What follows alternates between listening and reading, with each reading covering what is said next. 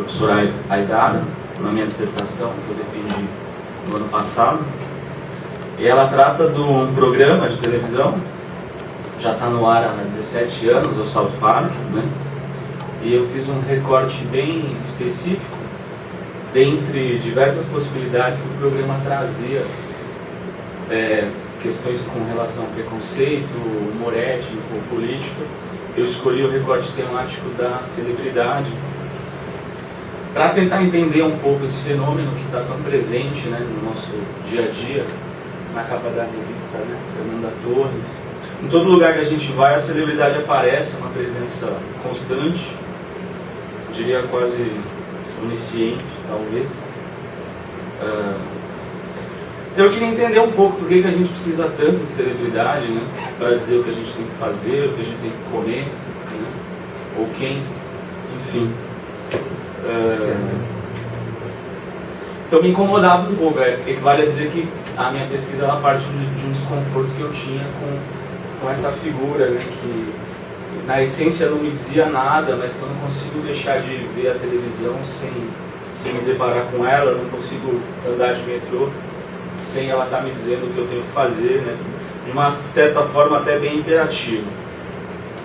Então a minha fala ela vai trazer o que aconteceu nesse meu processo de estudar a celebridade através desse programa, porque no momento em que a celebridade ela parece tão importante, né, ela sabe tanto e sobre tudo, como é que um programa se estabelece no ar tanto tempo, se dedicando a todo momento a tirar dela tudo isso, né?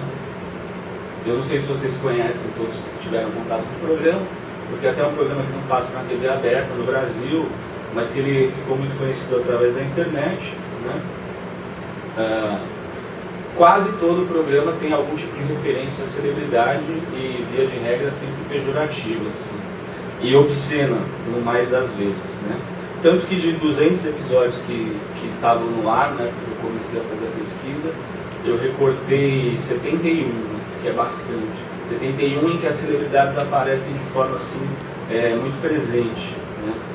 Comentários pontuais, maldosos sobre a celebridade, praticamente todo o programa tem, mas a celebridade se tornar o motor da narrativa do programa, isso acontecia na época em pelo menos 45%, 40% dos episódios. Bom, posto isso,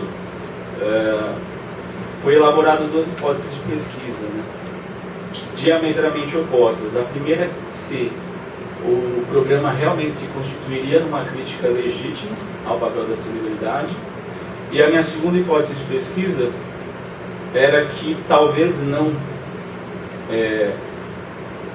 porque eu estava trabalhando com o Zizek e ele falava da natureza cínica do sujeito contemporâneo, essa dificuldade de engajamento. Então surgiu a hipótese de que talvez o South Park não se efetuaria como uma crítica legítima a esse modelo de sociedade, né? Modelo de sociedade que o sociólogo que eu trabalhei também, chamado Chris Roger, ele chama de cultura de celebridade, né? Ele diz que nós estamos vivendo uma cultura de celebridade. Então, para explicar um pouco qual foi o meu processo, eu trabalhei também com a noção de dispositivo e profanação do Agamben, né? Entendendo que a celebridade ela operaria dentro de um dispositivo, né, que se chamaria Star System. Só para pontuar o que seria o dispositivo, a gente deve do texto do Agamben, o dispositivo seria um conjunto de práticas heterogêneas que se caracterizariam como um todo uniforme e coerente. E o Agamben ele pega isso do Foucault e ele extrapola, onde para ele tudo é um dispositivo, a caneta, o celular, enfim, tudo seria um dispositivo. Dentro desse dispositivo chamado Star System, a celebridade operaria. E o South Park então surgiria como um contradispositivo, né? Através dessa crítica, dessa desvalorização da celebridade, a celebridade então já colocada como um discurso hegemônico, né, na contemporaneidade. E o South Park ele romperia com isso através dessa crítica que desvaloriza, desqualifica, né? Que inclusive é uma das possibilidades que o Laclau aventa no trabalho dele, né? Uma possibilidade de lidar com o seu oponente através da desvalorização do discurso. É isso que o programa, em tese, faria, né? A gente não pode ignorar também a questão do capital imaterial da celebridade, né? Para o Roger, a celebridade ela tem uma certa aura, o que o Weber também chama de carisma, que atribui um valor, mas esse valor ele não consegue ser medido em termos objetivos, né? É muito mais um valor agregado imaterial. Então seria por isso que as empresas pagariam vultuosas somas para ter a rubrica, o prestígio da celebridade atrelado ao seu produto, né? Porque segundo o Roger, a celebridade ela admite nível mais profundo de apego, né? E a celebridade ela consegue mobilizar as outras pessoas para efetivamente para consumir uma série de produtos e serviços, né? E até adotar uma postura em relação à vida, né? O Roger que ele fala, ele crava bem, ele diz assim, a celebridade ela serve para guiar o populacho para o consumo imitativo, né?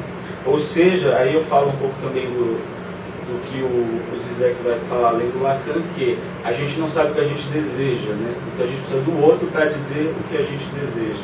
É justamente nesse furo, nessa falha do discurso que a celebridade trabalha, e é desse jeito que as coisas girariam, então, né? Ele também chama atenção para a questão de que a celebridade ela tem uma série de possibilidades de realizações que para os demais seres estariam, de certa forma, não disponíveis, né? Então, enquanto a celebridade goza de uma série de possibilidades em todas as esferas, sexual, amorosa, de consumo, para o ser comum ele não consegue, ele não tem acesso a todo esse tipo a esse mundo. Então ele tem que se realizar através dos produtos, através das revistas, através das matérias, né? Como se a celebridade de certa forma o representasse, né? Então ele se sente representado, né? Pela celebridade. Esse processo o Roger chama de celebrificação, né? Na incapacidade de realizarmos algo por nós mesmos, nos realizamos através das realizações de outros.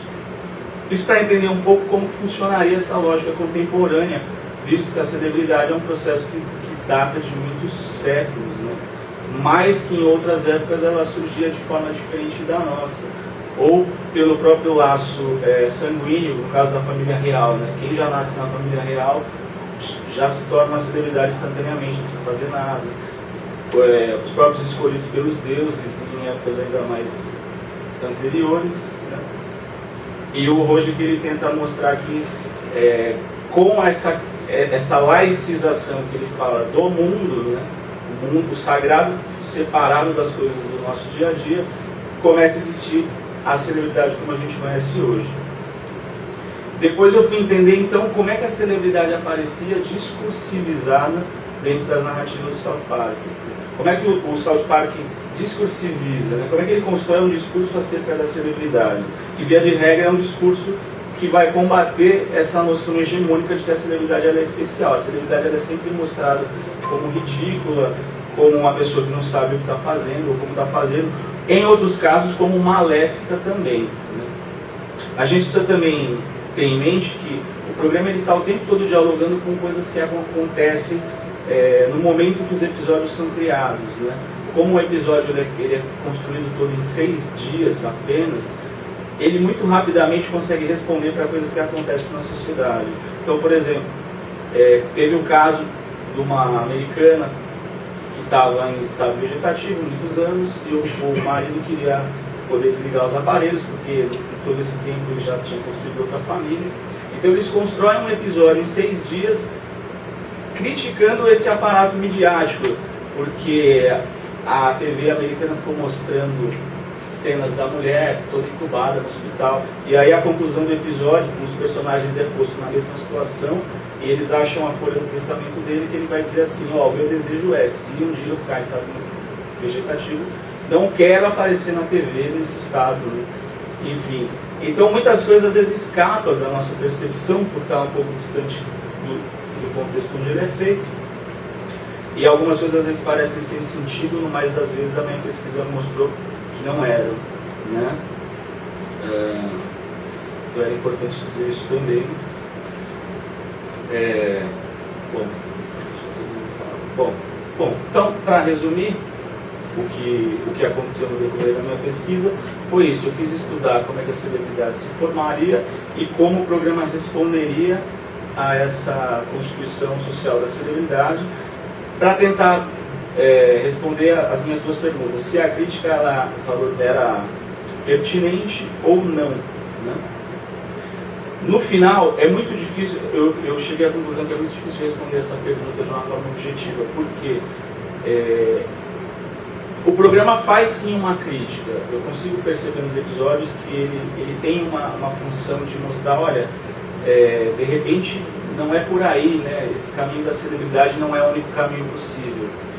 Mas ele encontra, pela sua própria forma de veiculação, ele está inserido na grande mídia, ele acaba se vendendo de outras formas. Quer dizer, o South Park, quando eu coloco que ele é um produto midiático, não é porque ele passa na TV, é porque realmente ele está disponível em diversas mídias, através de jogos de videogame, produtos de camiseta também, né? Produtos, os famosos action figures.